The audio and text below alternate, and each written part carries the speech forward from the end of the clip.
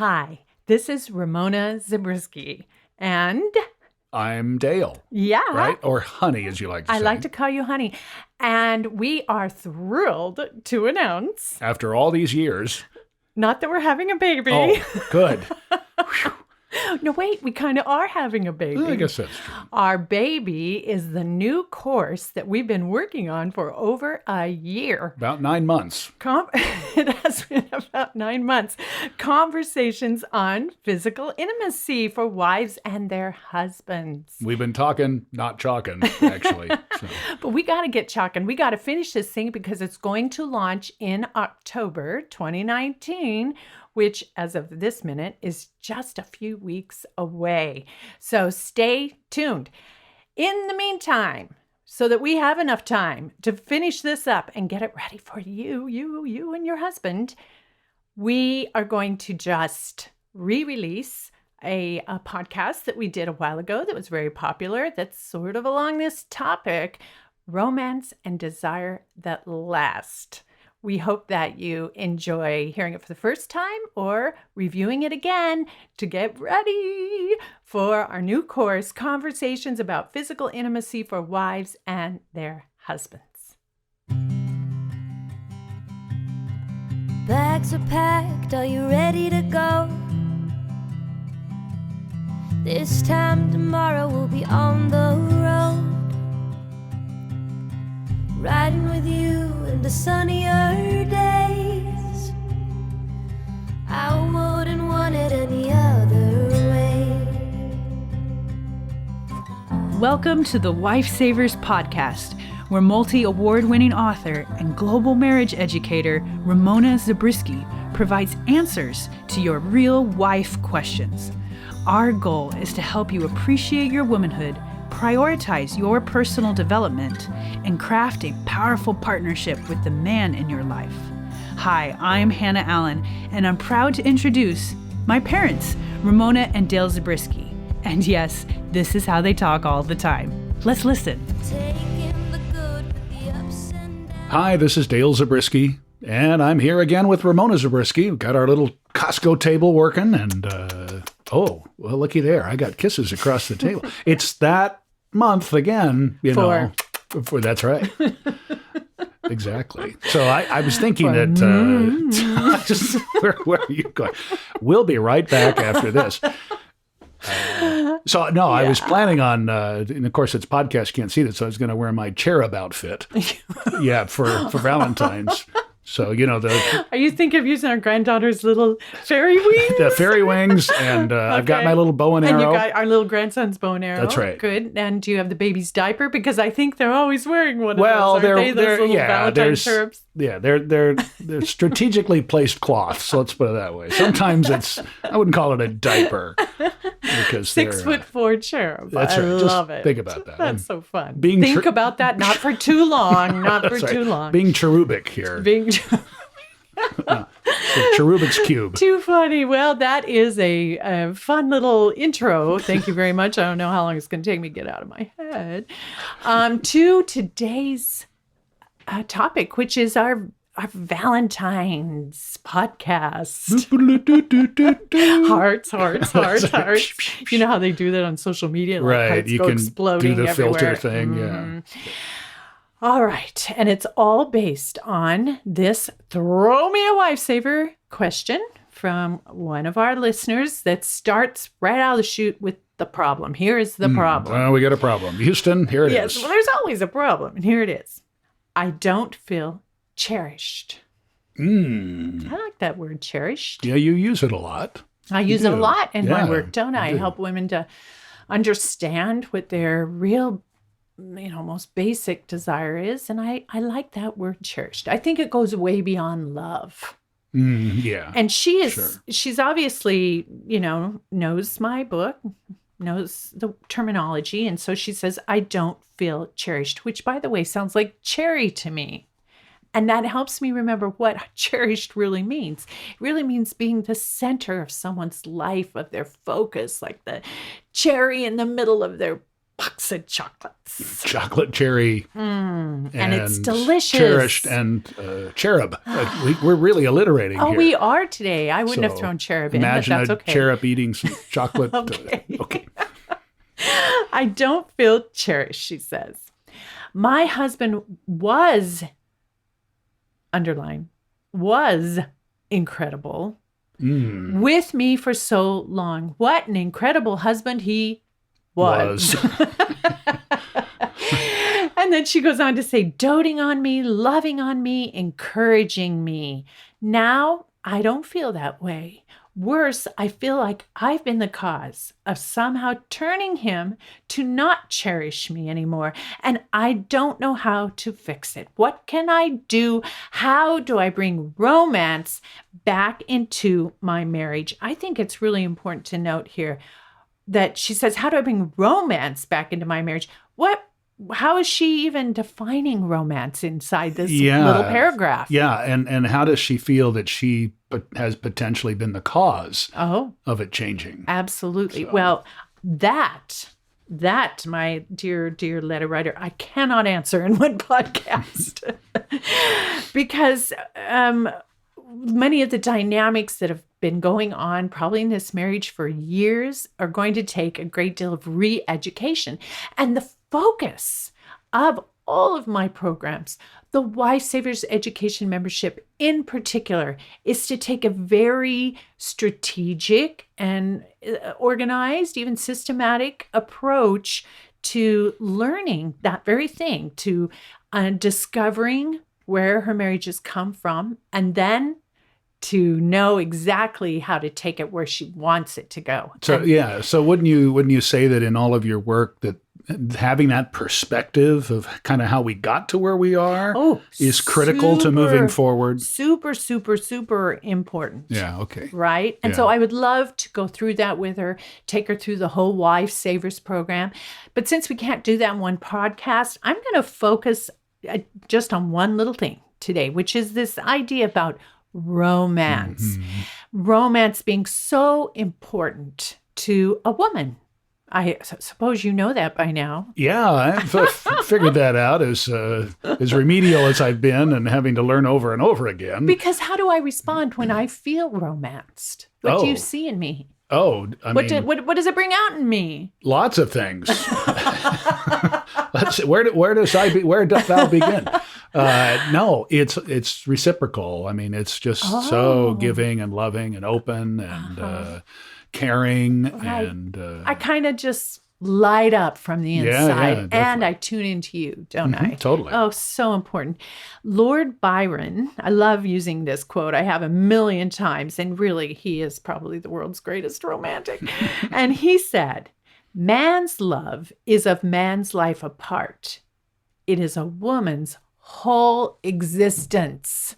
That's how important this sense of being loved and cherished. And we kind of, especially around Valentine's Day, box that around a box of chocolates. We box it around the idea of romance. Well, we want to be romance. You talk so much about how a woman's life is made up primarily, everything's a relationship, right? Yes, it's all these relationships. Relationship oriented. And that having a loving relationship in all of those examples is so critical. It gives our life moving forward and progressing. So much momentum and energy. Yeah, that's a good word, momentum. Yeah, absolutely. Even meaning, it's we're so relationship oriented that having deep, reciprocal, meaningful relationships, we become a composite, really, of those relationships.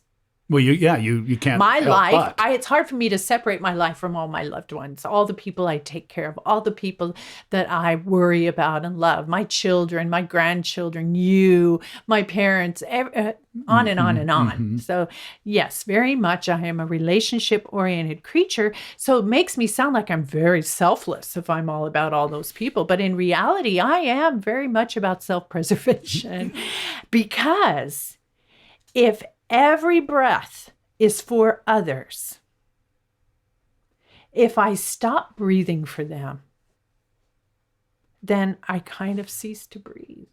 Does that make sense? So if you feel as a woman that you've lost a relationship that's really, really important to you, that it's been cut off or it's dissolving right before your eyes, and this is what she's worried about. Yeah, right. Sure. She said, I don't feel that way anymore. What's happening? I don't know how to fix it, and so forth. It's like you can hardly breathe. That's how essential, how deep, how, it's that little teeny thing that makes us move and progress, like you said. Yeah. And gives us life, gives us meaning and everything. Without that, it's going through the motions. It doesn't have that driving force behind it. It's so painful. It is, yes, so painful. So she's talking about wanting to inspire in him a desire in him. She wants his attention, his lasting, wholehearted partnership. And I don't think that's a bad thing. I think that's very natural to women, and I think that it's even sacred. And it's the secret that really binds a man and a woman together, is this great desire on her part for that kind of deep, lasting, reciprocal, and romantic relationship. And you know what? I think men have a great desire for that kind of belonging and security too, don't you? Absolutely. I think probably the biggest challenge is the definition of romance. What is it? Is it chocolates? Is it flowers? Is it cards? Is it physicality? Right. What is it? And then it becomes, I think, for the guys, maybe a little more structured or specific than the gal wants it to be. Maybe a little more task-oriented. Okay. Maybe like check. Yeah, done that. Okay, next. Well, I love the psychotherapist Esther Perel, who has done a lot of writing, a lot of speaking on the subject of relationships, men and women, desire, and she's done a lot of research herself. And she's the one who helped articulate something that I have talked a lot about. I've talked about the need for belonging and the need for sovereignty in women. We want to belong to our husband, but we also want our own kingdom, our own, so she calls those two terms security and adventure. That we have these two needs that live inside all of us. And the problem for a lot of relationships, long-term, especially marriage, is that it's all about adventure when we first meet, right? And we think we found this guy who can give us security and that sense of mystery and risk and the unexpected and the surprise. And there's so much about it that's unknown at that time, right? Yes, there's so much to still know, right? But as you get to know each other and you really get to be together more and more and more, for too many women, it feels like that sense of adventure it dissipates. Starts to ebb, absolutely, even though we are feeling a little more secure in that we're in a stable marriage. But we still want that sense of risk and adventure. And, look at all the romance novels that are so popular. But you're also looking, but you're looking in starting a relationship and a marriage for stability. Yes. Right. So here's the deal. They're crashing together, It's like, how do we have both in our lives? And Perel calls that love is a verb, and it means to have. I love you. I have you. As opposed to the verb for desire, which is want. Oh, okay. So love how is do you want have, something you already desire have? Is want. Yeah. Want more. Oh, now that's very interesting. One more, because if you look at the history of marriage, here's the deal, right? Marriage originally was sort of an economic institution. I mean, I don't know if originally, but when we're thinking of it centuries ago, it was very much an economic and institution in which you had sort of a partnership in terms of children and status and in some cultures that's still true. Legacy. I think. Yeah. Oh, absolutely. And if you were unhappy, so you couldn't divorce, Right. it was a lifelong thing. But then mankind progressed and you could get a divorce and you did if you were really unhappy. Mm-hmm. What's different about today? You can divorce because you think you can be happier. Yeah, there's something better out there. All right. So happiness used to be a thing that people thought of as, I'll be happy in heaven. When I get through this and out of this situation, I'll be happy. And then it became sort of a possibility. Maybe I can be happy in this life. But what's different about today? It's a mandate. I'm supposed to be happy. And if I'm not, right? And so we put all of those expectations, those modern day, on the relationship. Yeah, that's interesting our to think about. relationship. I don't know. Most of us don't really contemplate that little history lesson, but it's really, really true. And then you look at all the rates of divorce and different things you can see. Romance is actually a very modern idea. Well, that's interesting. Isn't it? Yeah. Yeah. If But- you really dig back But don't through we the think of it literature. as an old-fashioned thing? Yes, yeah. You think of the knight and Yeah. the maiden and all that. No, Yeah. no, it's actually May I call on you? Yes. it's and the expectation of a constant passionate marriage isn't fairly Recent. contemporary Yeah. concept. Yeah, very interesting. But here's the deal. I believe, and I might be the only one out there saying this, I don't know, but I believe that it is exactly the modern context, which is the powerful woman and the powerful man, that absolutely gives us the opportunity, and this is what I teach women how to achieve, a powerful partnership that is romantic. And I think it's all the more powerful for being romantic. There's a lot of powerful partnerships in the world, but you throw romance into it, and now you've got something that is sealing up, binding, unifying those two people in a way that no other power on earth can do. That is worth working towards. Yeah. That's worth educating yourself on. That's worth achieving. So that's a big topic too. But let's come back to it. Let's come back to the cherry in the center of the chocolate, which is just romance. We just want a little romance just on February 14th, please. So that's what we're talking about today. Perel did a lot of research, as I said. And what she was looking for was, when you love, how does it feel? And when you desire, how is that different? And what keeps both alive? Because we want the love, which is the security, right? More and then we want the stability. desire, which is the adventure. Right. How do they feel? How Okay. are they different? And how do you keep both alive? So she asked a lot of people this question. I am most drawn to my partner when... Okay. ... question mark. And she doesn't mean just sexually attracted. She just means drawn to in the general sense. So what do you do? I'm most drawn to my partner when she got, All millions sorts of stuff, answers. Yeah. In a live forum, though, here is what I heard some of the audience respond with. Someone said, when we're laughing together.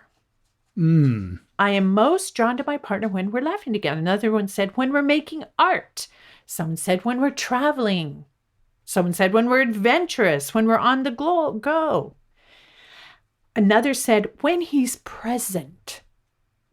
I want to talk more about what that means. Not just in the room. Yes, that word present. Yeah, let's explore that a little bit more. When we're dancing, I'd have to agree with that. I'm all about the dancing thing. A man said, when she's self-expressed. Self-expressed. Yeah. Isn't that interesting? Another woman said, I feel most drawn to my partner when I'm connected to myself. Oh. Interesting. Ah. You know what I see in all these? What? Authenticity. Oh, yeah. I'm going to write that down. I think that there's, because you're all of these things, dancing, laughing, wait a artistic, being somewhere, going something different. You're together and it's real. I mean, you can't laugh with each other without being vulnerable and really open. Okay. Right? Or authentic. Okay. So you're talking about being your real self, comfortable in yourself, but also comfortable being yourself. The other person in their self. Right. And comfortable being yourself in the presence of someone else being comfortable with themselves. Just a few more of these to see if they fit what you're saying. Another man said, when she sings, and that reminded me of you. You often tell me that. That's right. I can tell when you're content and happy because you sing as you go around and whatever it is you're doing in the house. And that makes you happy. Yeah, and that absolutely. makes you feel drawn towards me. Yeah. Yeah. Another woman said, when he shines. So here's something that Perel really emphasized, this idea of shining. And she said, so how many of you would have that one, when I see him or her shining? How many of you would say that when you see him shining in the light of others? Mm-hmm. Isn't that interesting? So she brought it all down to the idea of radiating. When they radiate, when you see your partner radiates, that's very attractive. People feel drawn to that. She says it's another word for confidence, but it's confidence with illumination. When she sings, I'm looking at this person who's already familiar, but is momentary, once again, somewhat unknown, somewhat mysterious, somewhat elusive. And in this space between me and her lies the allure. So there's both of your worlds. There's the stability and the adventure. Yes, right the there. curiosity, the exploration, all of that. We're going to break now for just a minute so I can invite you to my free live masterclass, Understanding Your Husband and Sons. In my work with women in over 70 countries, I found that most of us, when it comes to our husbands and sons, think like Carol in Kenya.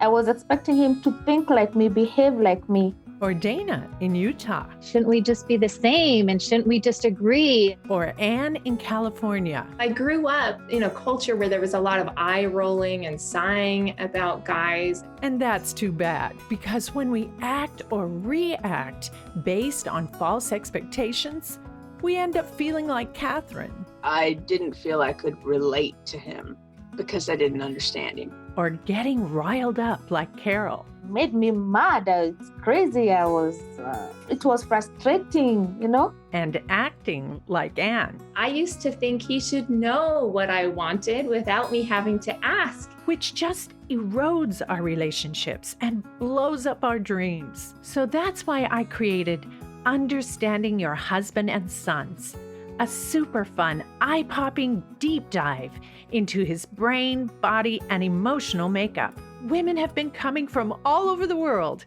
and coming away from our time together with an exhilarating sense of hope and power, because now women like Amber, Ann, Dana, and Allison understand How to communicate my needs, how to be clear about it, how not to be run around, how not to manipulate. The way I communicate with him isn't any more aggressive or threatening to him. I can see why he's reacting or why he's responding that way. That's helped to avoid a lot of the hurt feelings that I used to have. So if, like Jeannie in Canada, you're thinking, okay, I need to reboot how I think about marriage and men and how they're loved. Please join me at this free live masterclass, Understanding Your Husband and Sons.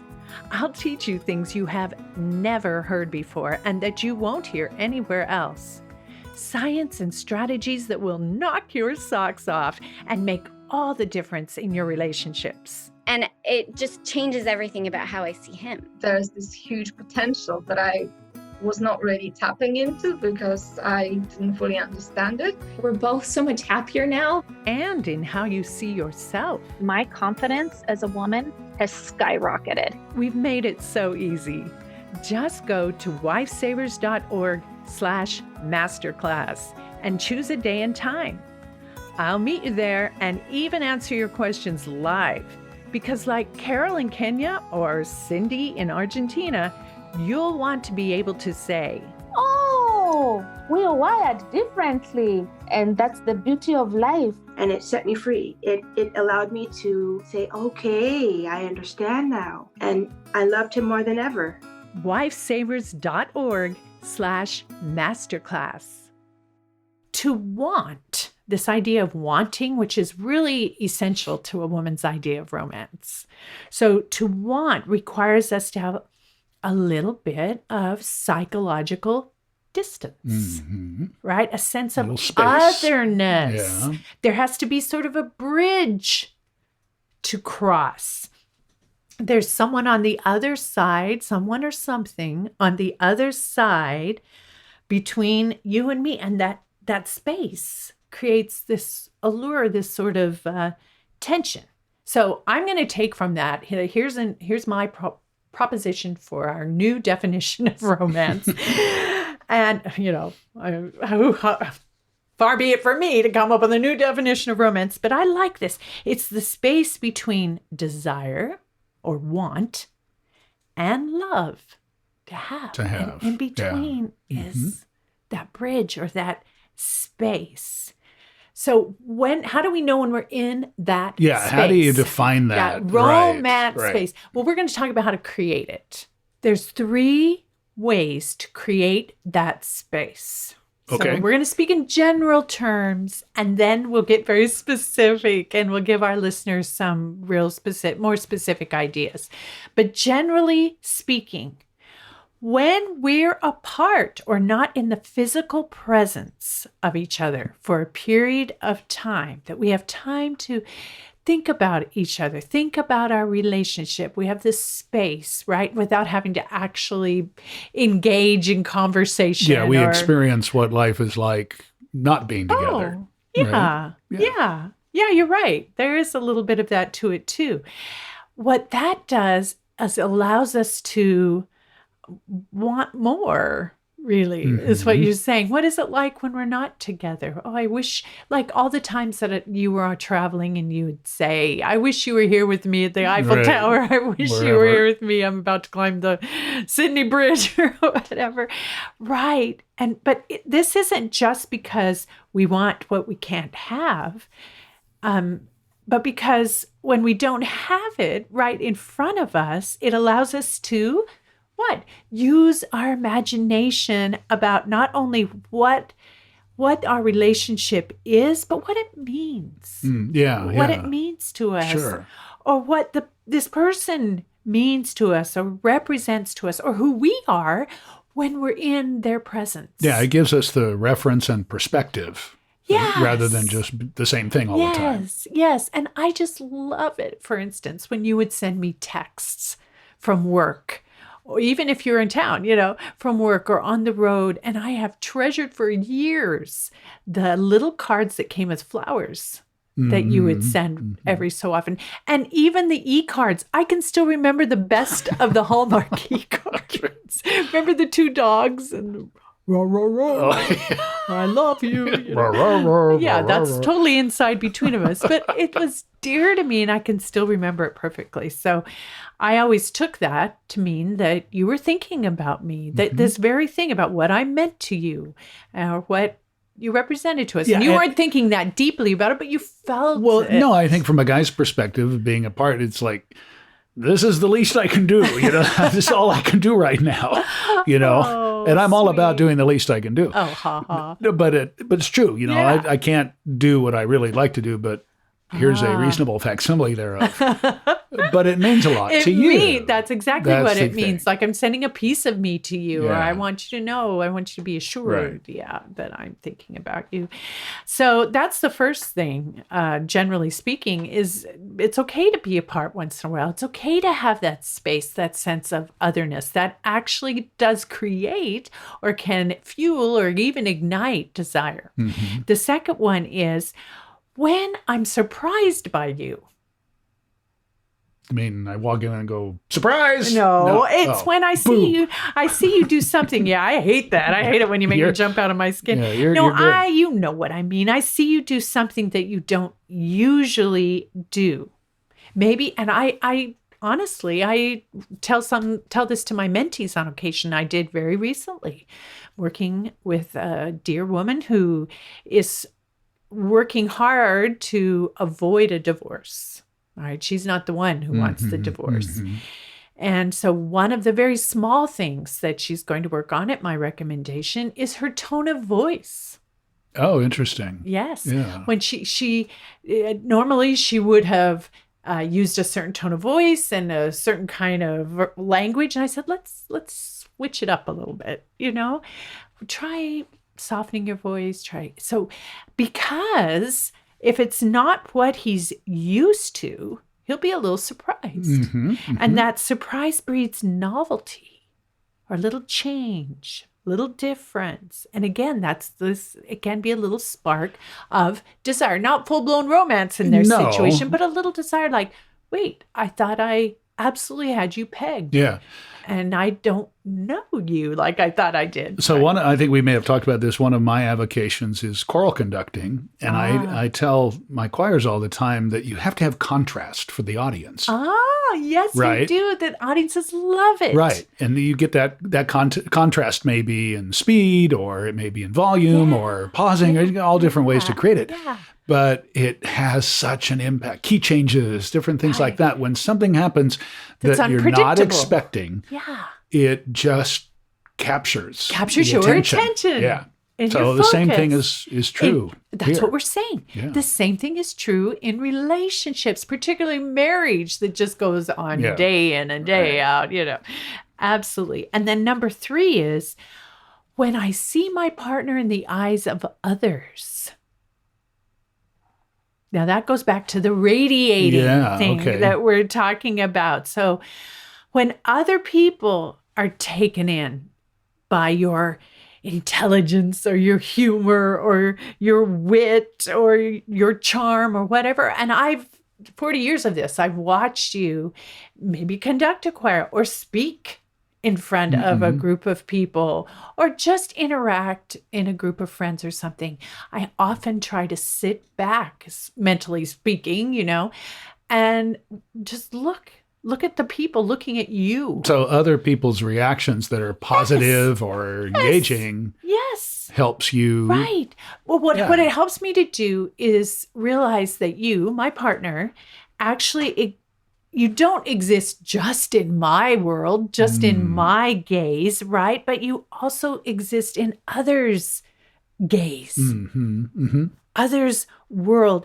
And I wouldn't have been able to put it in these words, but Esther Perel did, that it helps me to understand or comprehend that you don't belong to me. Okay.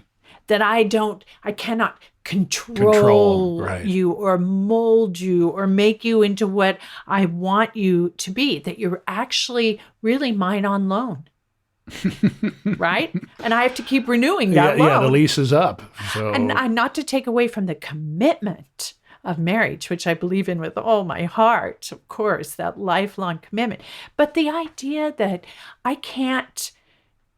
don't own you and forcing or compelling you or trying to create some kind of system of surveillance, that will never bring you close to me. That will never draw you to me. That will never breed romance because it doesn't breed trust. No, and that's why I'm just thinking the aspect of trust and confidence in letting your spouse go. And right, that actually they could go at any moment. That's right. Right. But being confident in that relationship, yes. that like you say, I can see and watch other people enjoying the presence, appreciating the aspects of you that I might have started to take for granted or overlook. Yeah. Right. So all it does is it doesn't upset my sense of security to see you in those environments and being your best and at your but it requires highest, that radiating. Maturity maybe to. But as I'm do looking that. at you, I'm like, wow. Look, I'm proud. I'm proud to be your partner. I'm proud to be your wife. And that sparks this little sense of desire, which again is the little cherry inside the chocolate that we call romance. So now that we know those three things, the idea that not being in the physical presence for a period of time can actually be very healthy this way, that being surprising or doing something sort of out of the ordinary, a little novel way of approaching your relationship can actually be very healthy. And thirdly, when I can see you doing your thing, shining, that is also very exciting and can spark desire, and vice versa. Don't you feel that about me when you see me on stage or something? Yeah, absolutely. So let's take all those three things then and break them down into some Valentine's week challenges for our listeners. Well, I got mine. I'm rolling over and kissing. So that's what I'm doing. Just so you know, that's the challenge I gave him on That's right. a couple of nights ago. I said, every night in the month of February, here's your challenge. That's right. I want you to roll across. Roll over and kiss. Your half of the bed to my half of the bed. And give me a kiss. It's good exercise. Do it 4, 5, 6, 8, 10 times. The point is that you come to me instead of me having to go to you. That's right. All right. So here's your Valentine week challenges. And what this is going to require is reserving some of your charm for your partner. I mean, it's very easy to expend all our happy energy, if you will, on our children and our work and the house and everybody else. Right. And then have nothing left. We just leave me alone at the end of the day, or maybe even at the beginning of the day. We're so busy. Maybe in the middle of the day, it's like, I'm sorry, I have nothing to give you. So you mean charm, you mean just some engagement and happy engagement. Yes, happy energy is what the grandkids call it. But I think right. charm is kind of charming. Okay. But we're going to throw off complacency, because complacency numbs desire. Right. Does it not? Well, that's how we started the conversation. Right. It stunts love. All right. So here, we're going to throw off the complacency, and this is what we're going to do. Number 1 challenge. Once this week. All right. So just once this week, do at least one thing that is playful. Playful. Your sparks the imagination. Yes, and it could be in the kitchen or the living room or the bedroom or whatever. But it's just silly. It's just fun. So why would we do that? That fits into the idea of surprising, doesn't it? Number 2, we're going to do something that we don't usually do. We're going to be playful. We're going to unleash the child in us. And this opens us up to romance and to newness. Number 2 then. Once a day. Now, remember, I ask you to be playful once a week. If you want to do it more often, minimum once a week. Be my guest. Be my guest. Number 2, though, once a day, express curiosity towards your partner. So, interest in something. Yeah. Tell me about this, or right. Or why did you respond that way that you just did to the news? Okay. I want to understand. Why did you yell at the TV? I do this so often and so naturally, I don't even think about it. The idea of, who are you rooting for when you're watching the Super Bowl the other night? How do you feel about the outcome? Normally I could have just I don't care about football.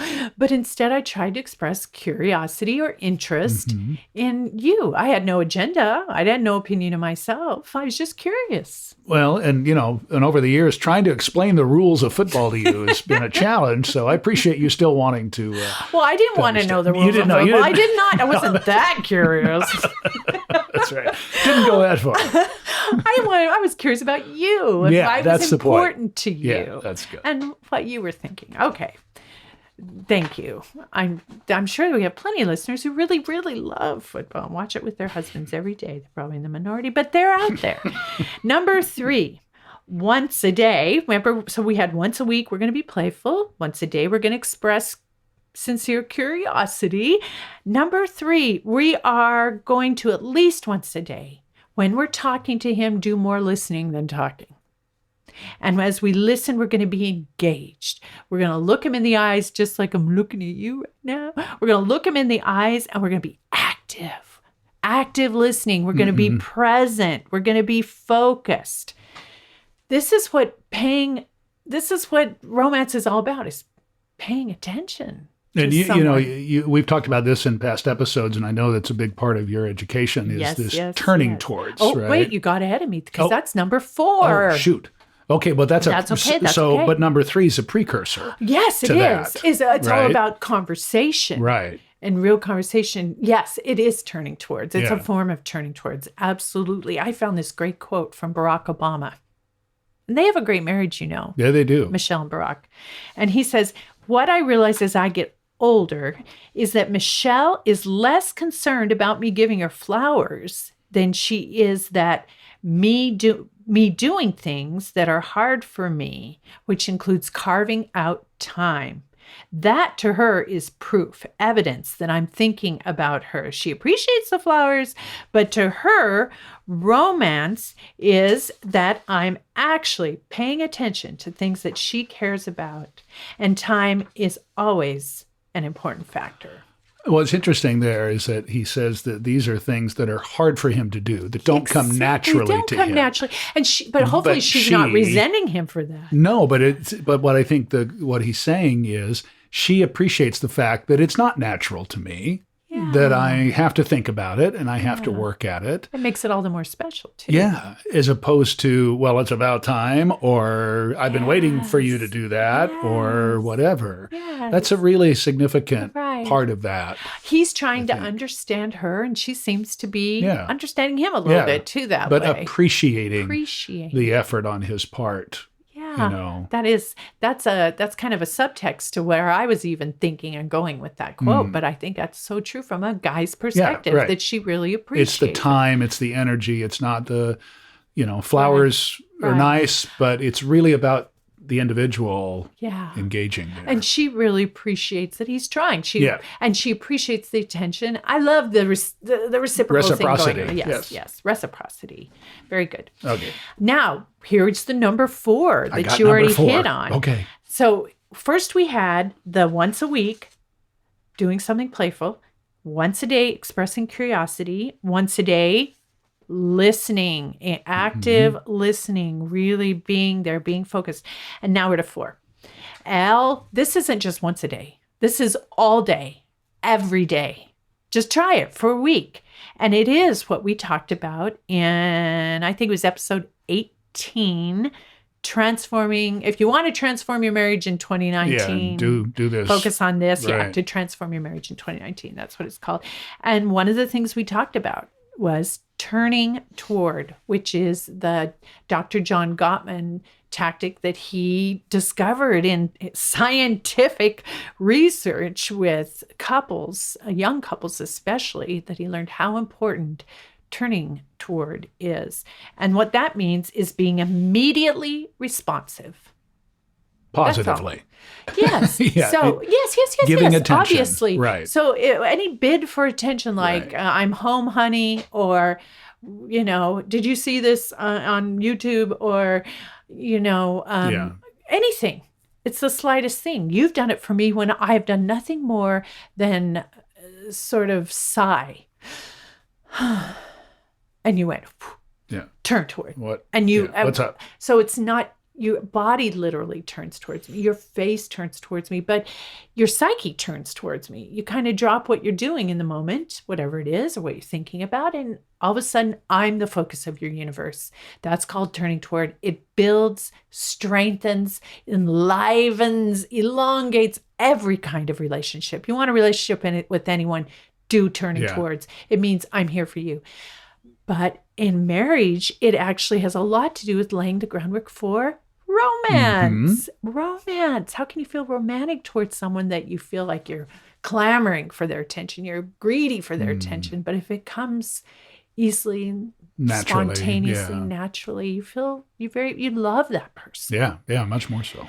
So that's another one in our Valentine challenge. And number 5, as the opportunities arise, so this isn't an every day, all day or anything, but when you get the chance, you're going to, through your actions, give him permission, if you will, to be himself. Like, just be yourself with me. I'll love you. I'll accept you as is, basically, unless he's doing bad things. Obviously, people need to feel safe with their loved one. That just goes without saying, right? Yeah. I mean, I can leave the socks on the ground if I want to. Yeah, I finally got used to that. But girls, if you're having trouble with that, go back and listen to our housework. The chores. Wars over chores. Wars over chores. Go back and listen to that episode. That's a popular one. But here's a story that I recently heard from one of my team members, and her husband had passed away. Or not her husband. Not her husband. I don't Her husband's think so. grandmother Okay. had passed away. And so the whole extended family got together, and it was a really, that time. And she was grieving. She felt like the children were grieving, and she thought it would be really helpful to the children to gather everyone together, including her husband, and to talk through their grief and to think about what are some options we have for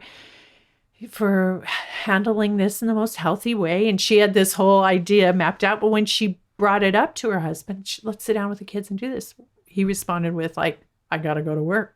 And that sort of was just a like, kick in the gut to her. That was Left not field. what she was expecting. So she realized she had options in that moment because she's on my team. She's very schooled in all this. And she thought, well, I could get mad, or I could pout and whine and bully him into doing this thing that I think is good and important and right for our family. Or she could take 30 seconds and think about why he was being, and she said, quote unquote, such a butt. Okay. And maybe find some empathy for him. And so she said, after a millisecond of anger, and she listened to that inner voice, and she decided, now, why would he react that way? And then she realized, well, he hadn't shown the outward signs of grief, but that didn't mean that he wasn't grieving himself, dealing with it in his own way. Yep. She also realized that he was in the busy season of work, and had really just started the morning his grandmother passed away. So it was already delayed big time, his work. And that also the idea of, it could be very disturbing to him that someone he loved had just passed away, made him reflective on his own mortality, his own legacy. And like, I got to get to work. I have a lot to do. What if I died, Right. And then she thought, to top it all off, he's actually business partners with his mother. And his mother was grieving the loss of her mother, and which put more responsibility on him. Sure. So when she put all of that together, what did she feel? Oh, my poor honey. My poor honey.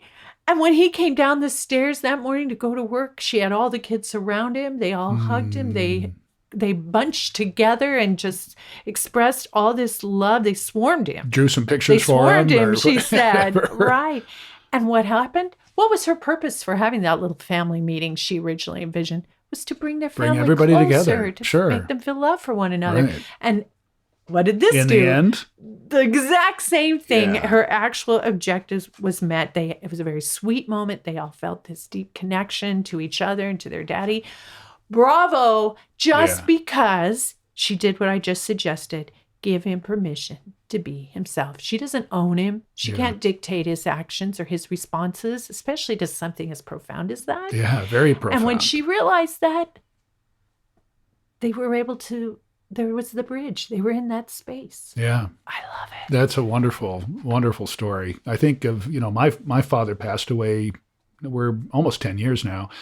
And I was thinking about our oldest son, the way he responded. You think, here's a grandchild in this story. Yes. And if you're an adult grandchild, it's very, your own mortality is just laid out there. It really affects you. It really is. And all the other aspects of it. So, but bravo it took for her that. thinking outside of herself to say, here's a person who has a reason that he's responding the way he is. And it's not exactly the way I would respond, but it's his way.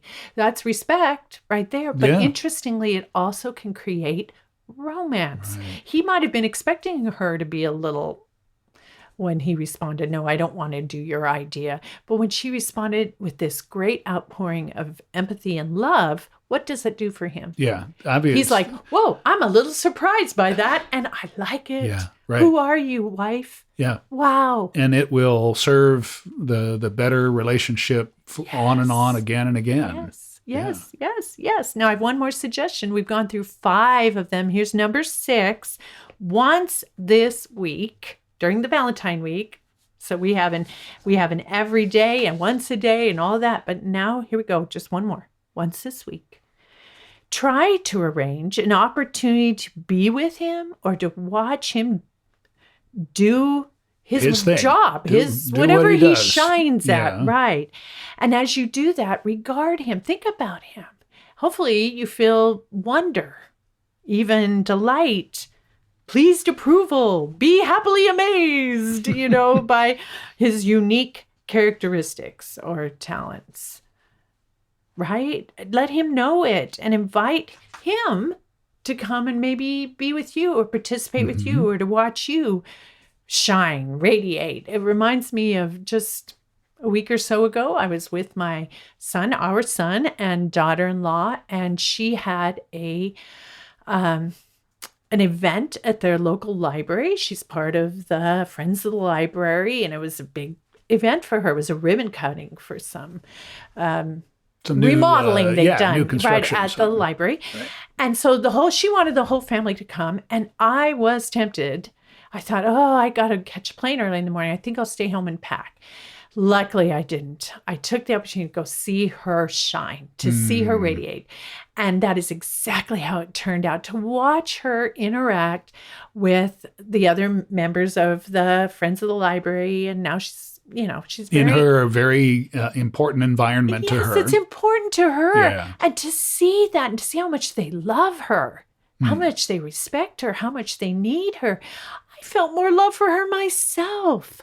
Do you know? And I saw my son looking at her the same way, her husband looking at her the same way. And we talked a little bit about it, like, wow, she's really in her element. Isn't this fun? This is fun to watch that.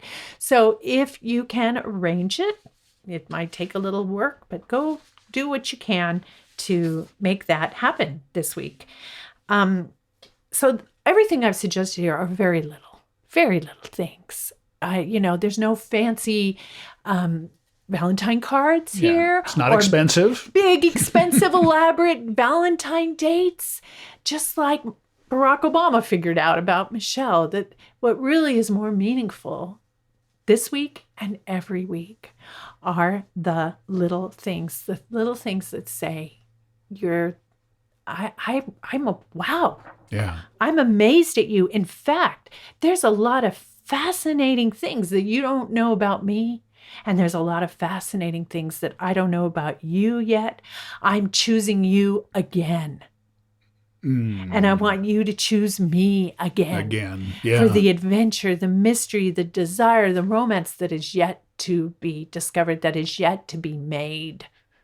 Isn't that beautiful? Yeah, absolutely. I love it. Here's one last quote from the psychotherapist that we were reading from earlier, or that we were referring to earlier, Esther Perel.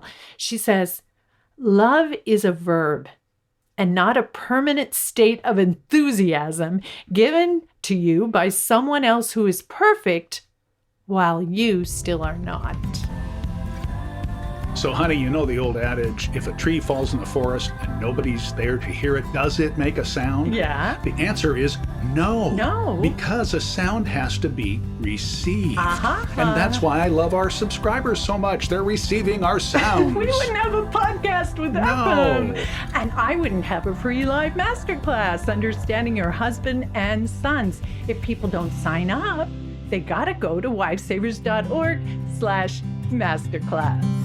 Home is with you wherever that may